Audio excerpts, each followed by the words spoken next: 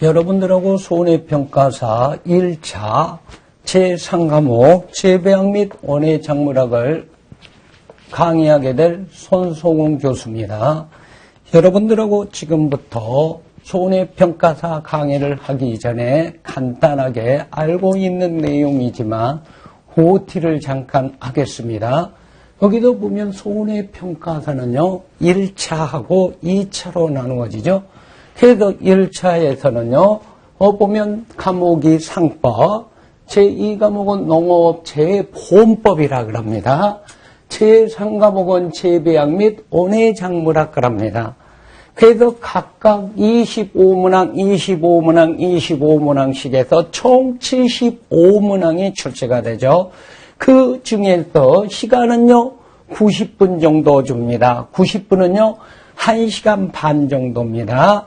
그래서 90분 정도 주면서 여러분들이 시간은 충분합니다. 가서 보면은요.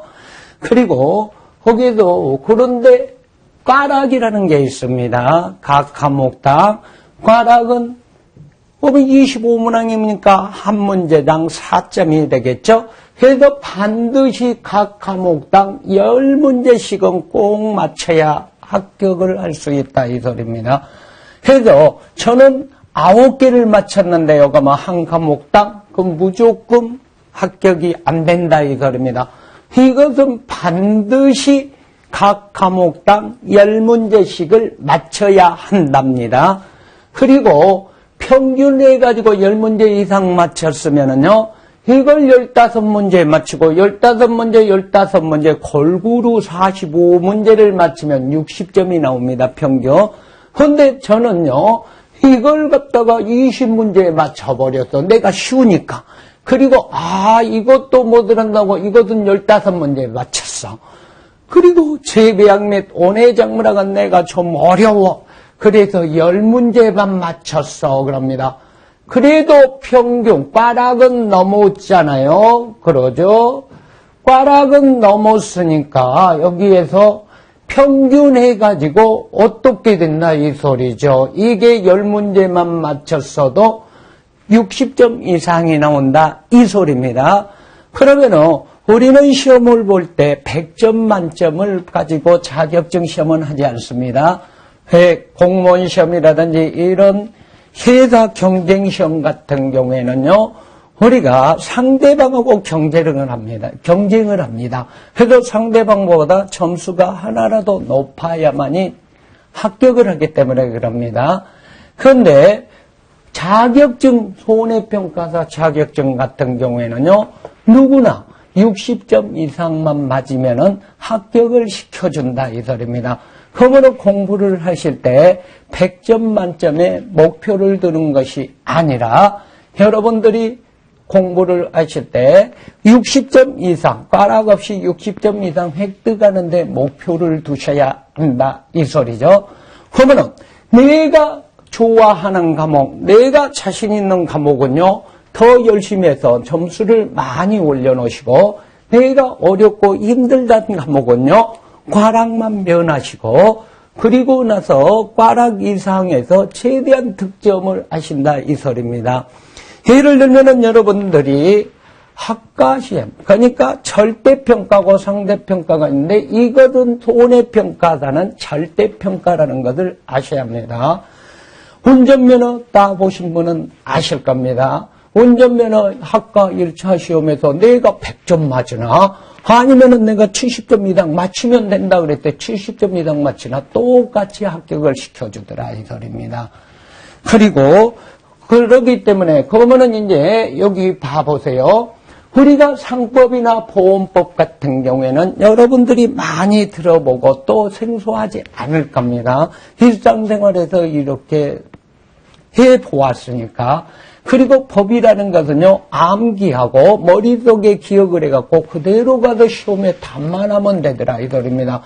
그래도 상법하고 보험법 같은 경우에는요, 손해평가사를 공부하시는 분들이 쉽게 점수를 얻었다. 그리고 꽈락도면 고득점을 했다. 이런 소리가 나오더라 이 소리입니다.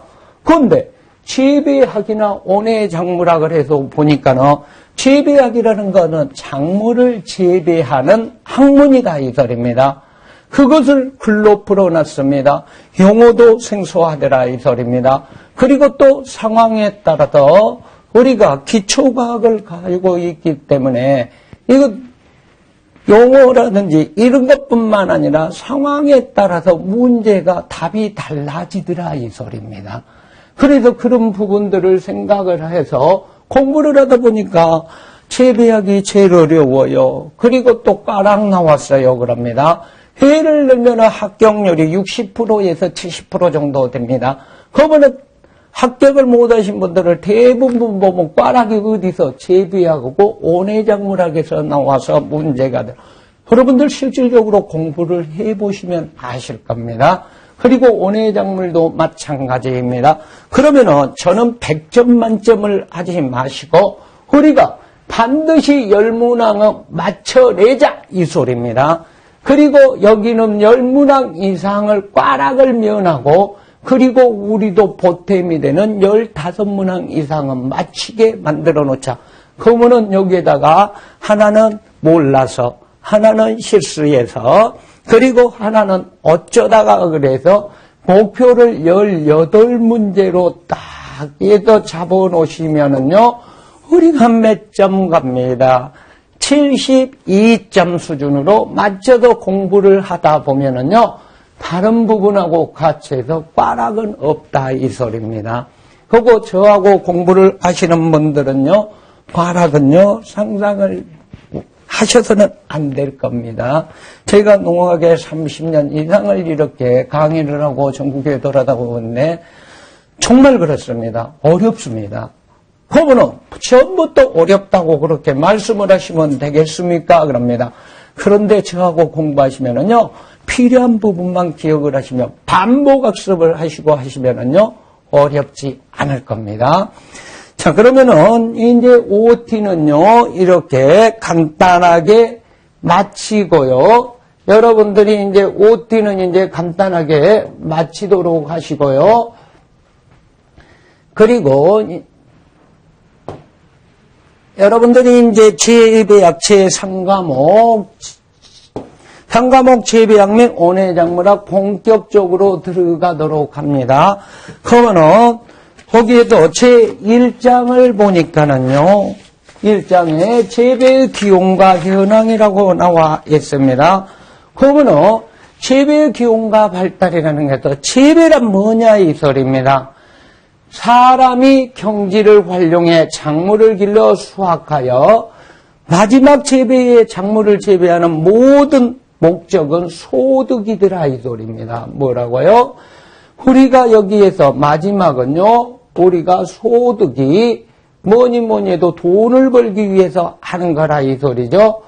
그분의 행위로 여기서 작물이란 사람이 하려고 할 목적 기르는 식물을 말한다. 그러면은 재배 대상이 되는 것은 뭐가 되겠어요? 작물이 되겠죠. 재배 대상이. 그러면은 재배 대상이 되지 않는 것은 뭐라 그럴까요? 잡초라 하더라 이 소리입니다. 그래서 목적으로 기르는 식물을 말한다. 이러한 작물을 시설이나 토양에 씨앗을 뿌리고 관리 및 수확하는 일이 재배이다 그럽니다. 근데 재배 뜻은요, 여러분들이 정의만 알아두시면 되겠습니다. 재배의 특징 중에서 가장 중요한 것이 뭐냐 이 소리죠. 유기적 생명체를 다룬다 그럽니다. 살아있는 생명체. 그러면 여기에서 한번 봐볼까요? 농민의 가장 중요한 심성은 뭐일까요? 그랬습니다. 1번 애정성이라는 것이 나옵니다. 작물을 사랑하고 동물을 사랑하고 농업을 하시는 분은요. 그래서 사랑하는 애정성이 있어야 한다 이 소리입니다. 두 번째요. 정직해야 한다 이 소리입니다. 땅을 거짓말은 하지 않는다 이런 소리가 있습니다. 그래서 유기적 생명체를 다루는 아주 중요한 학문이죠. 그리고 토지를 생산수단 갑니다. 생산수단 중에서 가장 중요한 거예요. 우리가 작물을 재배하려면 뭐가 있어야 해요? 땅이 있어야 한다 이 소리입니다. 건물을 지으려고 해도 땅이 있어야 합니다. 두 번째 뭐가 있어야 할까요? 자본생산수단이 있어요. 자본생산수단. 세 번째가 뭐가 있을까요? 사람, 노동, 인력이 있어야 한다 이 소리입니다. 내가 작물을 재배하려면 땅이 일단 있어야 하고 그 땅에다가 내가 투자를 할 수 있는 자본이 있어야 하고 또 사람이 있어야 한다 이 소리입니다. 가장 중요한 것이 토지 생산수단입니다. 수학 체감의 법칙이 적용된다. 이 소리는 무슨 소리냐 이 소리입니다. 자, 우리가 이렇게 그래프를 한번 그려보면은요, 여기를 갖다가 수확량이라고 해봅시다. 이제 수확량이라고 해봐요. 그러면 여기는 비료, 시비, 투자량이라 그래 봅시다. 시비 그럽니다. 투자량. 그러면은 초기에는요, 이렇게 곡선이 이런 식으로 최정점에 가서는 더 이상 늘어나지 않더라 이 뜻입니다. 여기는 체증의 영역이 나오다가 마지막에는요, 최정점에서는 체감의 영역이 나오더라 이 뜻입니다.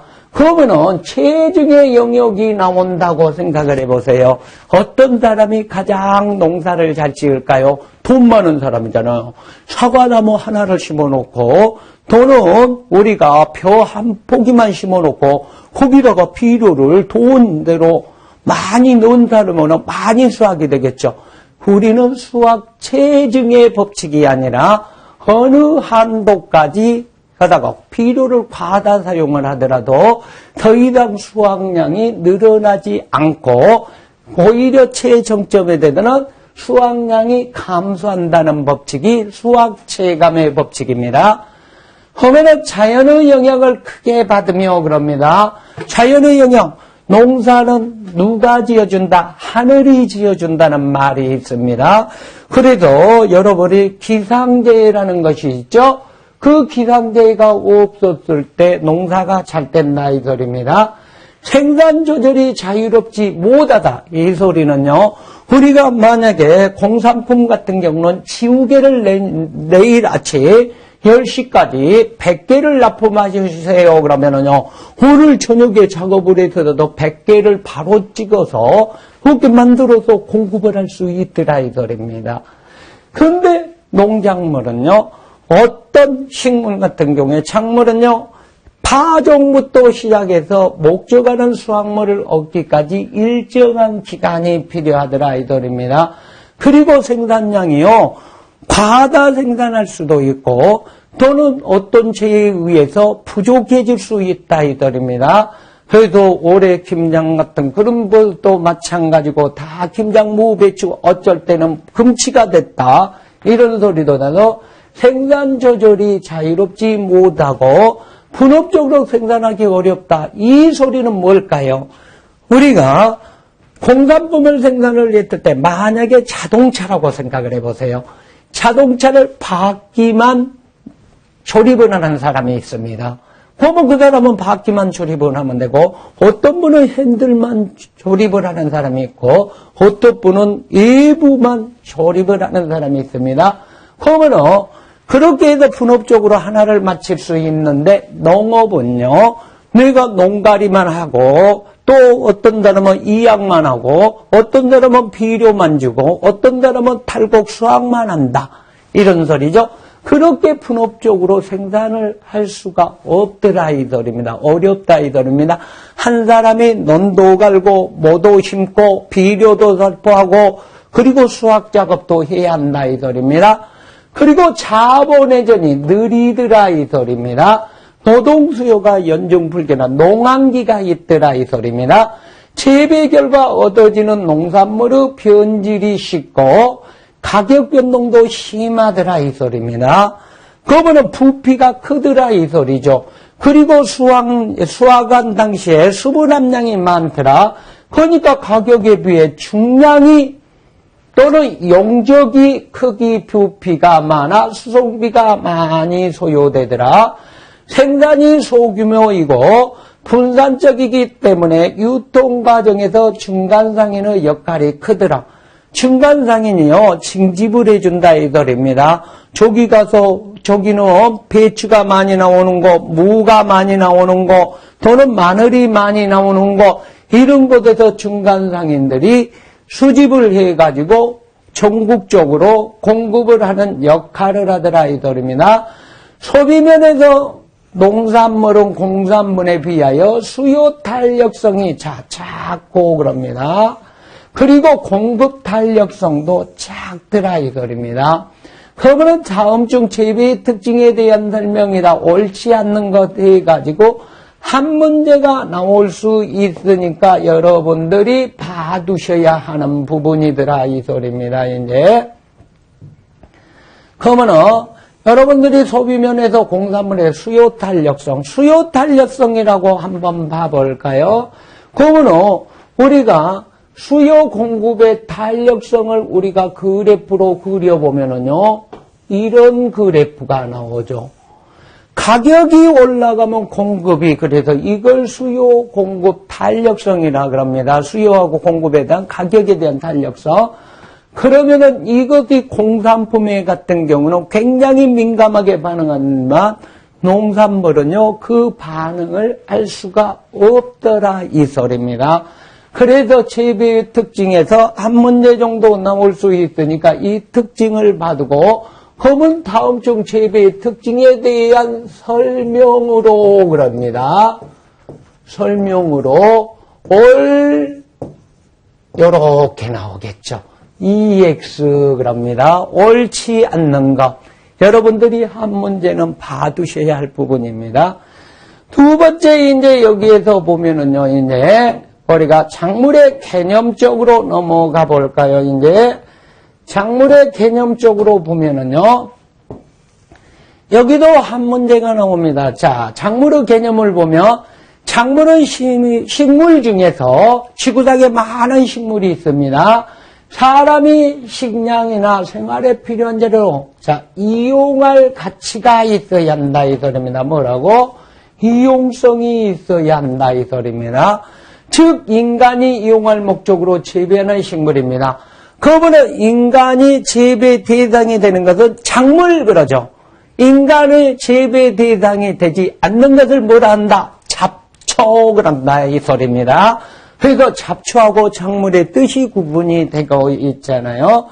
그러면 이용할 가치가 있는 것, 작물의 특징 여기다가 딱 EX를 해봅시다.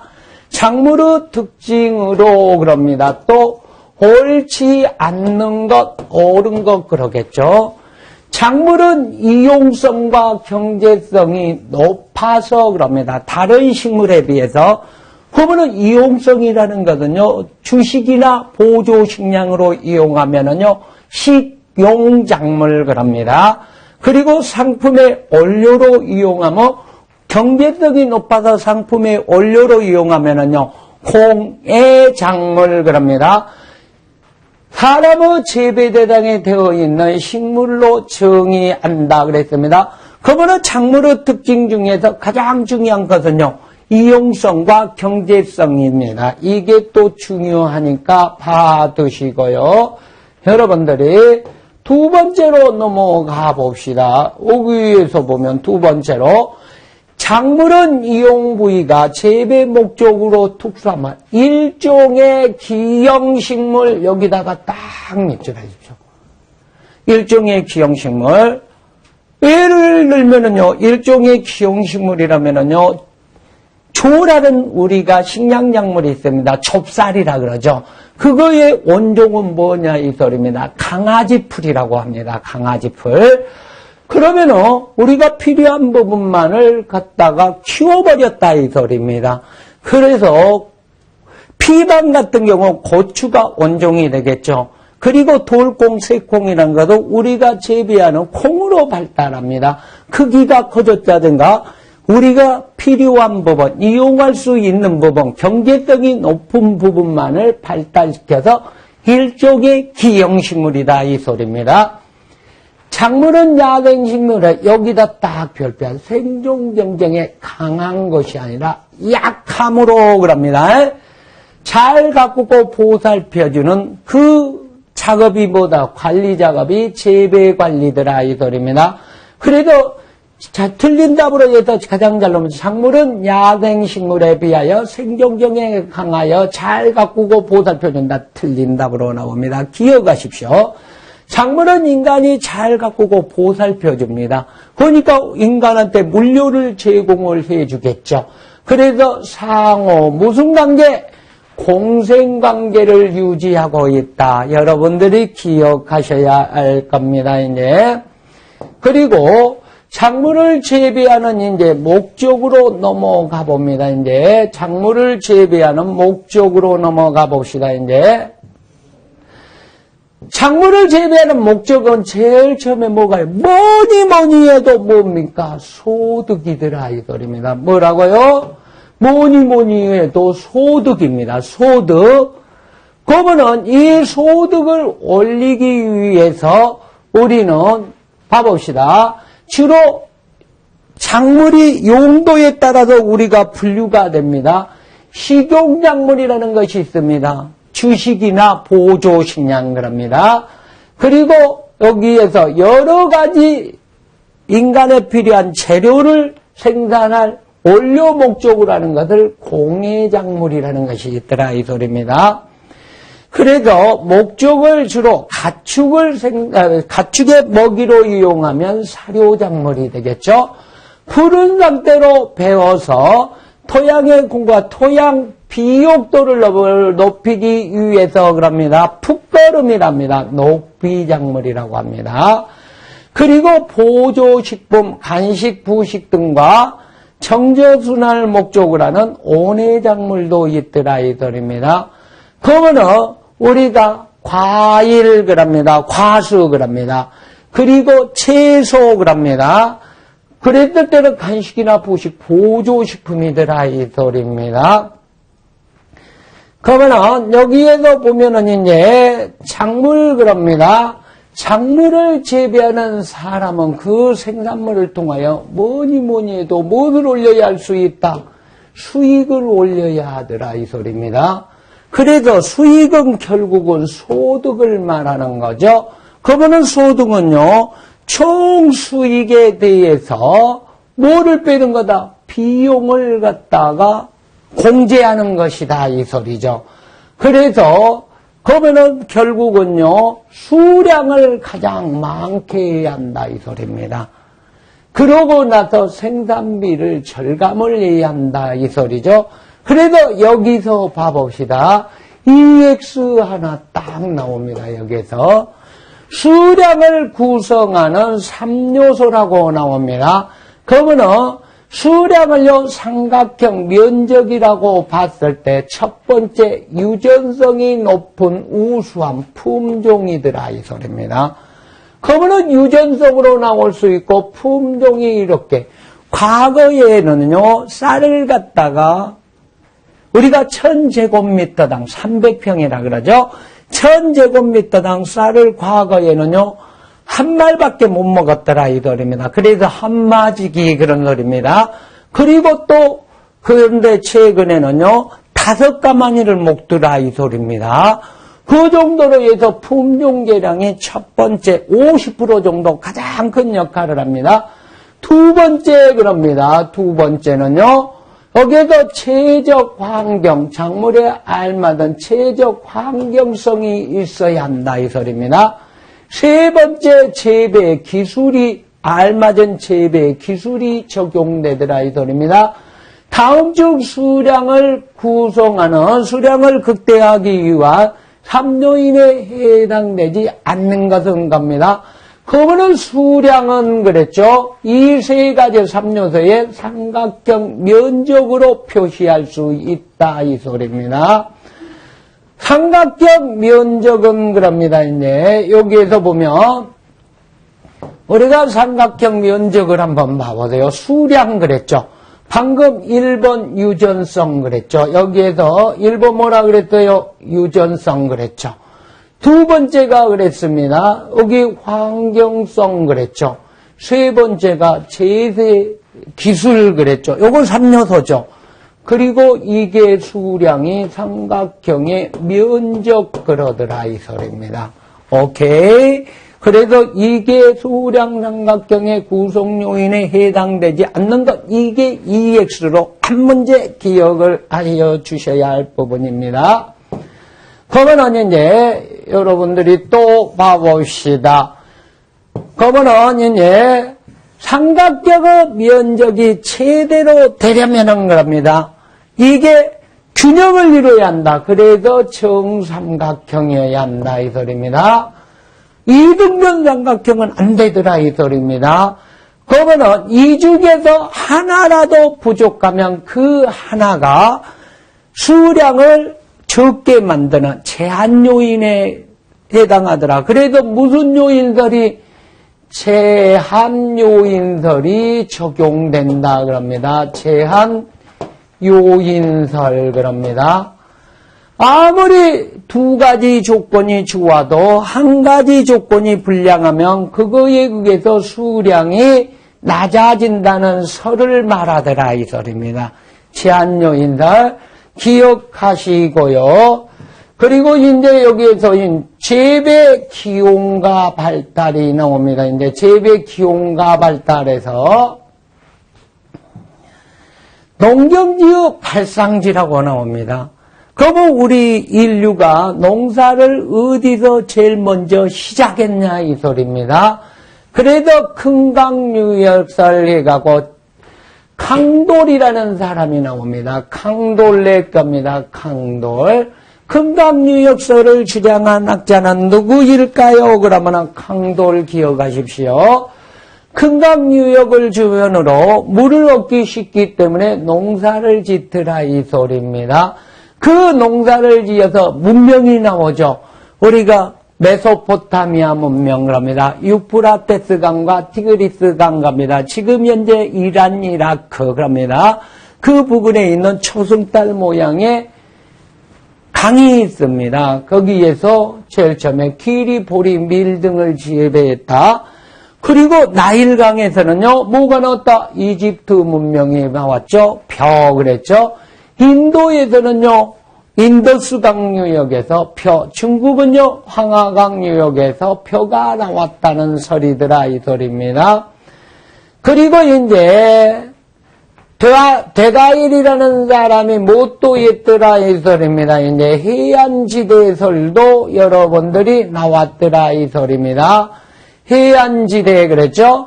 온화환기가 비옥한 토지로 토양수분이 넉넉한 해안지대에서 농경 발상지로 보았다 그랬습니다. 그거는 중요한 것이요. 금강유역설 하나 기억하라 그랬죠. 금강유역설 디켄달이라는 사람 강돌레 그럽니다. 강돌 그럽니다. 그러면은 여기에서 또 하나 기억할 상간부부에서는 바빌로프라는 사람을 기억하라 그럽니다. 바빌로프. 그래도 주장자 학자 이름이 은근히 시험 문제에 나오니까 여러분들이 봐두셔야 할 부분입니다. 그러면은 여기에서 봐봅시다. 이제 금강유역설, 유역설은 이제 당연히 이제 이해가 되는데 상간부에서 어떻게 작물 재배가 시작되냐 이 소리입니다. 금강역은 비옥하기는 하나 봄나무며 원시농업이 근본적으로 파멸된다. 나일강 같은 경우에는요, 비가 와서 홍수가 지면은요, 네 것 내 것이 없어져 버리더라 이 소리입니다. 그렇기 때문에 그것을 다시 측량을 하기 위해서 기하학이 발달하기 시작합니다. 측량 기술이 발달하기 시작하더라 이 소리입니다. 그래도 거기도 뭐가 나옵니다. 피타고라스라는 것이 나오죠. 피타고라스라는 것이 또 나오고 그러잖아요. 그러므로 거기 봐보세요. 그래서 우리는 최초 농경이 정착하기 힘들었더라 이 소리입니다. 그래서 우리는 최초의 발상지를 어디로 보냐? 기후가 온화하고 그럽니다. 온화하고 산간부주 강계수 확보가 된 곳에서 농경이 시작되었다. 누가? 바빌로프라는 사람이 기억을 했더라. 또는 베벨로프 또는 바빌로프 그럽니다. 베벨로프라는 사람이 주장을 했다 이 소리입니다. 그러면서 나온 문명이 뭐야 있습니다. 뭐가 있냐? 마야 문명 그럽니다. 캘리포니아 남부 그럽니다. 멕시코 지역 중앙 아메리카에서 마야 문명이 나오기 시작하더라 이 소리입니다. 그거는 마야 문명에서 나온 것이 옥수수 그럽니다. 고구마 그럽니다. 호박 그러더라 이 소리입니다. 그리고 나서 남아메리카 칠레 그쪽에서는 잉카 문명 그랬습니다. 거기에서 안데스山脉에서 그러면 어떤 뭐다니까 여기에서 중앙 아프리카 에티오피아 지역의 열대 고지 산간부에서 작물의 기원이 시작되었다고 하더라 이 소리입니다. 이제 자 재배의 기원도 한번 봐봅시다. 이제 재배의 기원을 보면은요 구석기 시대에 그랬죠. 수렵 및 유목 생활을 했다. 신석기 시대 농경의 시작은 우리는 언제부터 주로 본다? 신석기 시대로 보더라 이 소리입니다. 언제 농경의 시작은 신석기 시대로 보더라 이 소리입니다. 그리고 여기에서 정말로 우리가 농사를 시작한 때는 언제로 보냐? 벼농사로 봐야겠죠 이제. 그래서 벼농사의 시작은 청동기로 본다 이 소리입니다. 이제 벼농사의 시작은 그러면은 구석기 시대 농경 단계로 도칠수 뼈 나무가지 등을 이용했다. 신석기 시대는 돌칼 돌갱이 그럽니다. 청동기 시대는요 농경이 본격적으로 시작하는 단계 그럽니다. 그런데 여기 청동을 사용했다고 나오는데 실질적으로 우리가 한국사를 배우거나 세계사를 보면은요, 청동 농기구는 없다 이 소리입니다. 청동 농기구는 없고 그때도 돌칼이나 이런 것을 사용을 했다 이 소리입니다. 철기 시대에 그러면 농경의 충력을 사용했다, 가축을 이용했다, 말이나 소를 이용했다 이 소리입니다. 그래서 철제 농기구가 나오더라 이 소리입니다. 산업혁명 시대 동력 활용한 농기계 등장. 이때 경기가 나왔다고 이렇게 생각하면 되겠죠. 그 전에는 소나 말을 이용했습니다. 그런데 이제 경기를 이용해서 농가리를 하더라 이 소리입니다. 그리고 현대는요 농기계가 없으면 농사를 짓지 못한다 이런 소리가 나오죠. 그래서 병해충을 방지하는 방제기가 나옵니다. 또는 농산물을 수확해서 건조하는 건조기, 그리고 모를 심는 이양기, 그 여러분들이 땅을 갈거나 운반을 할 때 트랙터, 벼를 베고 결속하고 탈곡까지 해주는 컴바인 수확기 등이 자동화 대형화가 되어 있더라 이 소리입니다. 여러분들이 보면은요, 자 재배 조건만 봅시다. 작물 생산 극대화를 위해 적정한 환경 조건과 작물의 생장에 필수적이다 그랬죠. 이 두 가지 합리적 조작한 기술이 필요하다 그랬습니다. 농경법의 발견가입니다. 야생식물의 열매를 따갖고 와서 집 근처에다 버렸더니 그게 다시 나서 열매를 열게 하더라. 우리가 돌아다니지 않아도 되겠구나. 거기에서 먹고 버린 종자에 식물이 자라는 것을 보고 파종의 개념을 일으켰다 이 소리입니다. 우리나라 재배 기원가입니다. 한번 봐두시고요. 그래도 구석기 신석기 시대로 추정하는데 우리는 유물로 봐서 약 몇 년 전에 15,000년 전에 우리도 농사를 시작했다 이렇게 봅니다. 그리고 고양시도 있고 김포 한반도 청홍군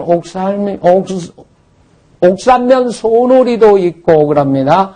근데 여기도 중요한 거 요거 하나 봐도 돼요. 삼한시대 그럽니다. 또는 삼국시대 그럽니다. 일일동의전에 의해서 참깨, 콩피, 기장, 보리, 벼 등으로 재배하였다 그럽니다. 근데 여기다 봐봅시다.